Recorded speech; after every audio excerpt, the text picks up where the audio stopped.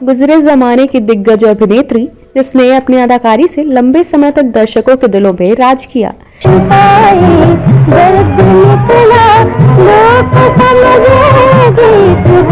वह जितनी चुलबुली थी उतनी ही खूबसूरत। अदाकारी तो उनके रग रग में बसा हुआ था। जैसे वह पर्दे पर आती थी तो एक चमक सी बिखेर देती थी।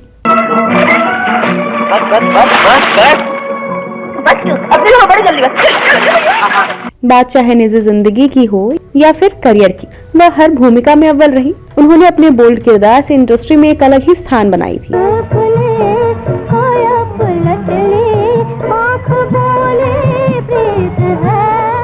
यह ऐसी अभिनेत्री थी जिसने 40 से 50 के दशक में इतनी सारी ब्लॉकबस्टर मूवीज दी कि लोग घर घर उनकी फिल्मों को देखना ज्यादा पसंद करते थे।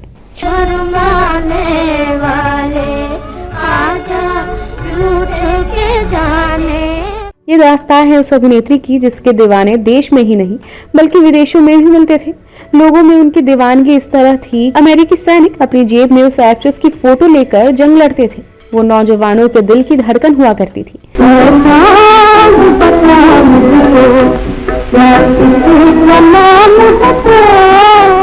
40 के दशक में जहां एक्ट्रेसेस फिल्मों में एक्टिंग करने से कतराती थी और साड़ी में लिपटी हुई नजर आती थी, उस जमाने में इस एक्ट्रेस ने बोल्ड फोटोशूट करवाकर हिंदी सिनेमा में भूचाल ला दिया था।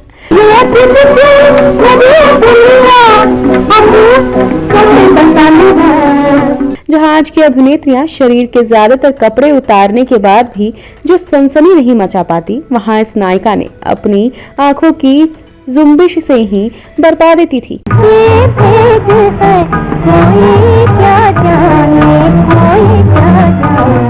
इन्होंने बहुत कम फिल्में की, लेकिन जिस भी फिल्मों में काम किया वह सुपरहिट रहा। लेकिन कुछ ही अरसे बाद आखिर ऐसा क्या हुआ कि अचानक वह बॉलीवुड से गायब हो गई।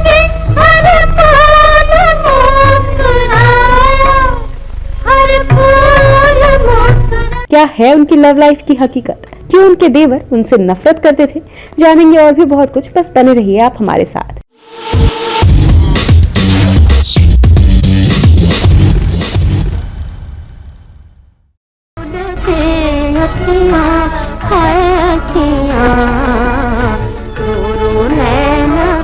दोस्तों नमस्कार, आप देख रहे लेमन जूस कैंडी और मैं हूं आपकी दोस्त and host Shivani. Hindi cinema के शुरुआती दौर में जिन अभिनेत्रियों ने एक अलग ऊंचाई दी है, उनमें से एक नाम उस दौर की खूबसूरत अभिनेत्री बेगम पारा की, जो जब तक ही रही इंडस्ट्री को हमेशा नया ट्रेंड दिया। उस दौर में हर तरफ बेगम पारा के ही चर्चे थे। एक तुम्हारी कला है जो तुम्हारी याद दिलाती है, और एक हमारी कला है जो अपने भी सब बिसरा देती। बेगम पारा के जीवन के कुछ और ऐसे अनूठे पहलू हैं जिन्हें जाने बिना उनके व्यक्तित्व और उनके जीवन दर्शन को पूरी तरह नहीं समझा जा सकता।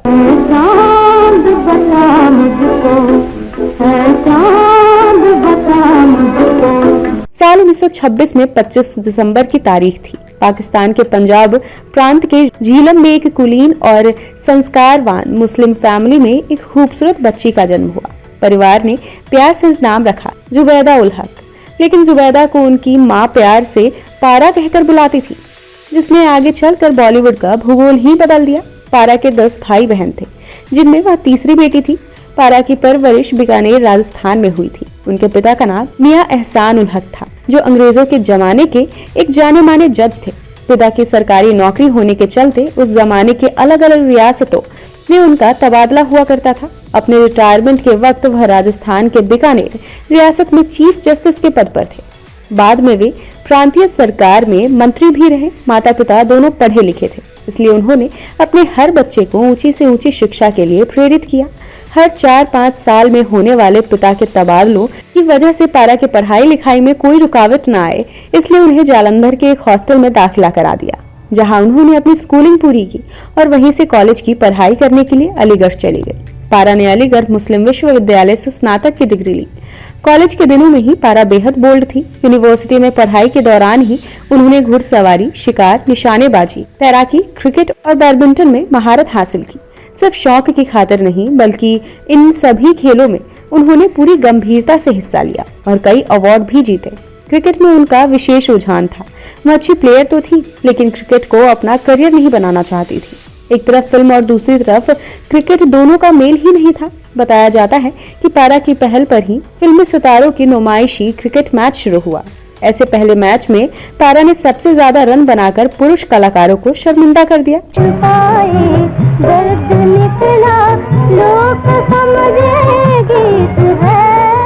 पारा अभिनेत्री बनना चाहती थी। वह कॉलेज के दिनों में हीरो मोतीलाल की बड़ी फैन थी।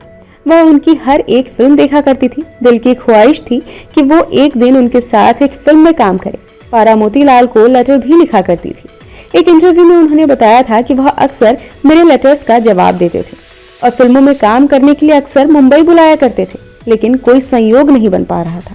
उनके पिता खुले विचारों के होने के बावजूद बेटी का फिल्मों में काम करना पसंद नहीं था, लेकिन नियति ने पारा के लिए पहले से ही कुछ सोच रखा था। उन्होंने जो कभी नहीं सोचा था वह होने जा रहा था। पारा के मुंबई जाने और फिल्मों में काम करने का आधार एक अजीब संयोग से बना। दरअसल पारा के बड़े भाई मंसूर, जो कोलकाता में बाटा कंपनी में काम करते थे, उन्होंने एक बंगाली अभिनेत्री प्रोतिमा दासगुप्ता से शादी कर ली, जिसको लेकर उनसे उनके माता पिता काफी नाराज थे। हालांकि बाद में उन दोनों की शादी को स्वीकार कर लिया। शादी के बाद उनके भाई और भाभी मुंबई शिफ्ट हो गए, जहां साल 1943 में प्रोतिमा दासगुप्ता को AR कारगर की फिल्म नमस्ते में बतौर लीड हीरोइन काम करने का मौका मिला। पारा अक्सर छुट्टियां बिताने के लिए अपने भाई भाभी के यहाँ मुंबई जाया करती थी। वहां पारा अपनी भाभी प्रोतिमा के साथ फिल्मी पार्टियों में जाती थी। वहीं पर फिल्म से जुड़े लोगों के साथ मिलना जुलना शुरू हो गया। पार्टियों की चमक दमक देखकर वो बेहद प्रभावित हुई। पारा ने फौरन तय कर लिया कि चाहे जो भी हो वो अभिनय ही करेंगी। पारा बेहद खूबसूरत थी। उन्हें जो भी देखता वह उन्हें फिल्मों में काम करने की प्रस्ताव दे देता था। कहा जाता है कि शशिधर मुखर्जी और देविका रानी ने सबसे पहले फिल्म में काम करने का मौका दिया। हालांकि पारा के पिता इसके लिए तैयार नहीं थे। एक बार पारा अपनी भाभी के साथ कोर्ट डांसर फिल्म की शूटिंग पर गई। उस समय भाभी Protima Dasgupta court dancer film में एक्टिंग कर रही थी। उसी दौरान पारा की मुलाकात प्रभात फिल्म कंपनी में पार्टनर बाबूराव पई से हुई। पई ने पारा को अपनी फिल्म चांद में बतौर हीरोइन एक्टिंग करने का ऑफर दिया। भाभी प्रोतिमा ने भी उनका यह ऑफर स्वीकार कर लिया। पारा के पास यही मौका था जब पारा अपना सपना पूरा कर सकती थी। उन्होंने अपने पिता को मनाने का फैसला किया। भाभी प्रोतिमा को लेकर अपने वालिद को मनाने बीकानेर पहुंची। आखिरकार वह अपनी बेटी की जिद के आगे झुक गए, लेकिन पिता एहसान उल हक ने एक शर्त रखी कि लाहौर में वह कभी भी फिल्मों में काम नहीं करेंगी। साल 1944 की फिल्म चांद से पारा ने अपनी एक्टिंग करियर की शुरुआत की। उस समय वह महज 17 साल की थी। वह इस फिल्म में उस जमाने के स्टार प्रेम आदिप के साथ नजर आई। पहली फिल्म के लिए उन्हें 1500 रुपए मासिक वेतन मिला। यह फिल्म सुपरहिट रही, लेकिन 5 साल में ही उनका मेहनताना 1 लाख रुपए तक पहुंच गया। इस सब के बीच पारा को अपना नाम खाली खाली लगता था, इसलिए उन्होंने खुद ही अपने नाम के आगे बेगम लगाने का फैसला किया, जिसके बाद वह फिल्म इंडस्ट्री में बेगम पारा के नाम से मशहूर हो गई। साल 1946 में सोहनी महिवाल की प्रेम कहानी ने धूम मचा दी। उस दौर के युवाओं के दिल में सोहनी के रूप में सिर्फ बेगम पारा ही छाई रहती थी। साल 1947 में आई जंजीर और मेहंदी जैसी फिल्मों में वह नरगिस के साथ दिखाई दी। वहीं उसी साल नील कमल में उन्होंने राज कपूर और मधुबाला के साथ स्क्रीन स्पेस शेयर किया था। राज कपूर और मधुबाला की बतौर हीरो और हीरोइन पहली फिल्म थी जिसमें बेगम पारा दूसरी लीड रोल में थी। बेगम पारा ने अपने अभिनय के दम पर सबको अपना दीवाना बना दिया था। आलम यह था कि उनके चाहने वाले सुबह सुबह ही उनके घर के आगे एक झलक पाने के लिए खड़े हो जाते थे। बेगम पारा का ये किस्सा काफी मशहूर रहा कि 1960 में आई फिल्म मुगले आजम में बेगम पारा ने उस किरदार को छोड़ दिया जिसे नगार सुल्ताना ने निभाया था। वजह ये थी कि इनकी जीवन शैली में रोना धोना फिट नहीं बैठता था। वह रोने धोने वाली फिल्मों से दूर ही रहती थी। यही कारण है कि उन्होंने मुगले आजम जैसी फिल्म को भी इन्होंने छोड़ दिया था। फिल्मों में पारा ने बेहद बोल्ड, इमोशनल और फैशनेबल कई तरह के किरदार निभाए। जब फिल्मों में हीरोइन परंपरागत भारतीय नारी के लिबास में कैद थी, उस दौर में बेगम पारा ने लाइफ मैगजीन के लिए बोल्ड फोटोशूट कराया था। इस फोटोशूट में उन्होंने व्हाइट साड़ी पहनकर और सिगरेट के कश लगाते हुए पोज दिए। इस फोटोशूट ने देखते ही देखते इंडस्ट्री में तहलका मचा दिया। वह बॉलीवुड की ग्लैमर हीरोइन के नाम से मशहूर हो गई।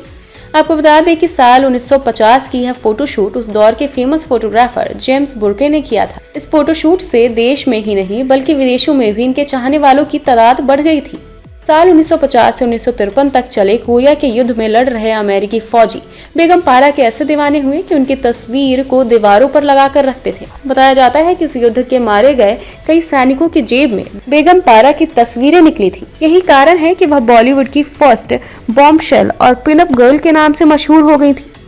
अपनी बोल्ड इमेज को लेकर बेगम पारा ने एक इंटरव्यू में बताया था कि बोल्ड इमेज उस दौर में बहुत बड़ी बात होती थी। मैं पैंट्स, जीन्स और अनकन्वेंशनल ड्रेसेस पहनती थी, इसलिए हर फिल्म मैगजीन पर मेरी फोटो हुआ करती थी। मैं जानती थी कि मेरा फिगर बहुत शानदार है।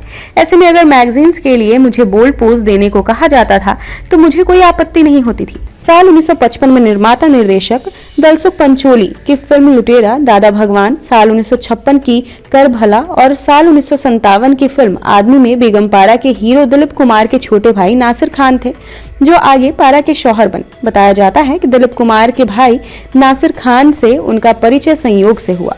दोनों को प्यार हुआ था और फिर शादी, लेकिन इन दोनों की शादी का किस्सा भी बड़ा रोचक है। दरअसल बेगम पारा अपनी आधुनिक जीवन शैली और बेबाक रवैये के लिए विख्यात थी। उन्हें शराब पीने का बहुत शौक था, साथ ही महंगी से महंगी गाड़ियों में घूमना, पार्टी करना बहुत पसंद था।